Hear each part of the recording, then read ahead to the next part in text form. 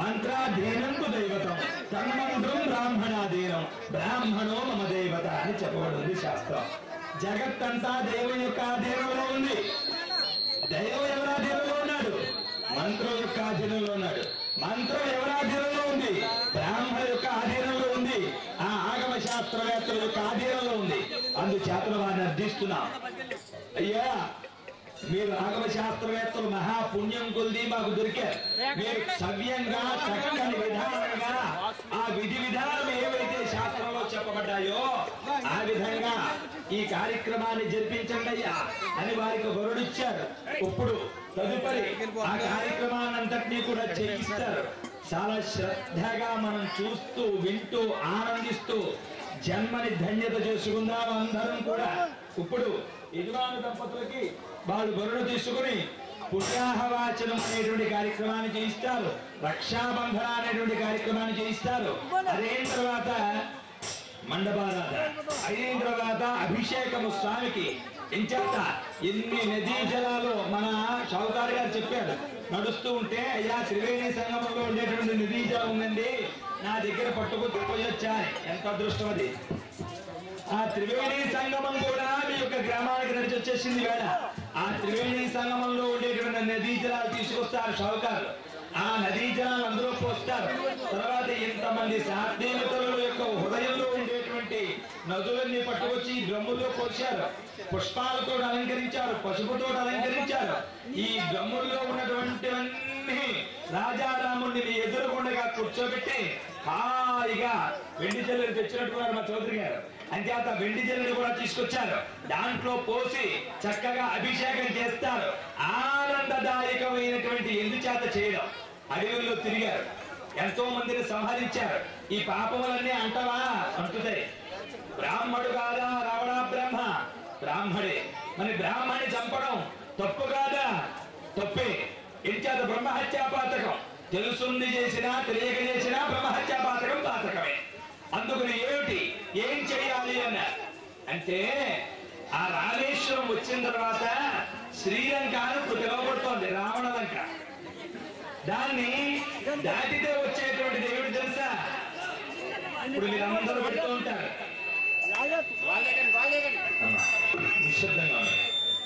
మీరందరూ పెడుతూ ఉంటారే రామేశ్వరం. ఆ రామేశ్వరంలోనే ఈ బ్రహ్మహత్యా పాతకం అంటకుండగా ఉండాలని రామచంద్ర ప్రభు వారు శివలింగ ప్రతిష్ఠ చేశారు అని చెప్తారు. అందుకనే రామేశ్వర ప్రతిష్ఠ రామేశ్వరం అని పేరు వచ్చింది.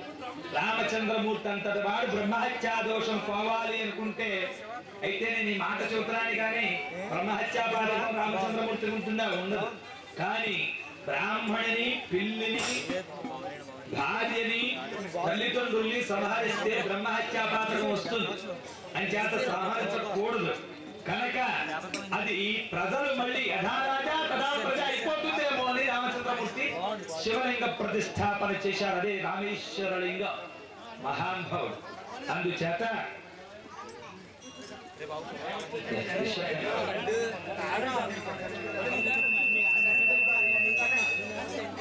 అంచేత ఆ రామేశ్వరలింగాన్ని ప్రతిష్ఠ చేశారు. ప్రతిష్ఠ చేసినటువంటి రామేశ్వరలింగాన్ని ఈవేళకి మనం దర్శనం చేస్తున్నాం. ఇప్పుడు అత్యంత వైభవపేతంగా జరగబోయేటువంటి సత్కారాన్ని ఇప్పుడు జరుగుతోంది.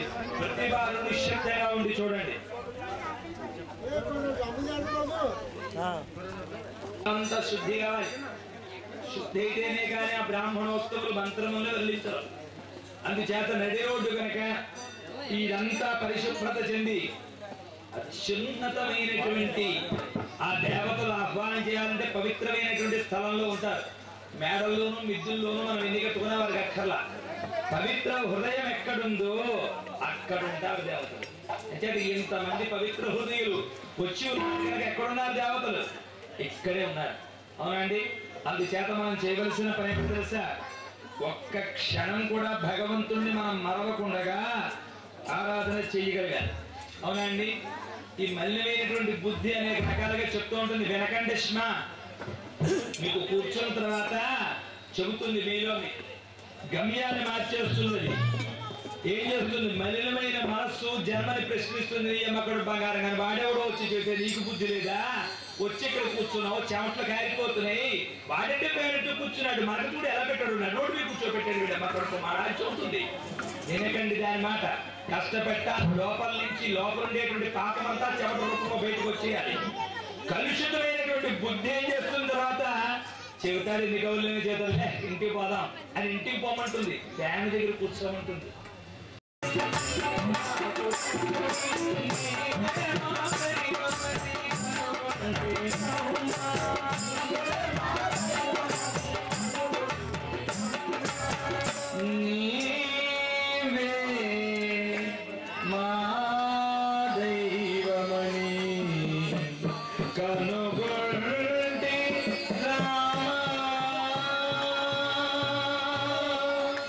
అందుకని ఒక్క క్షణమైనను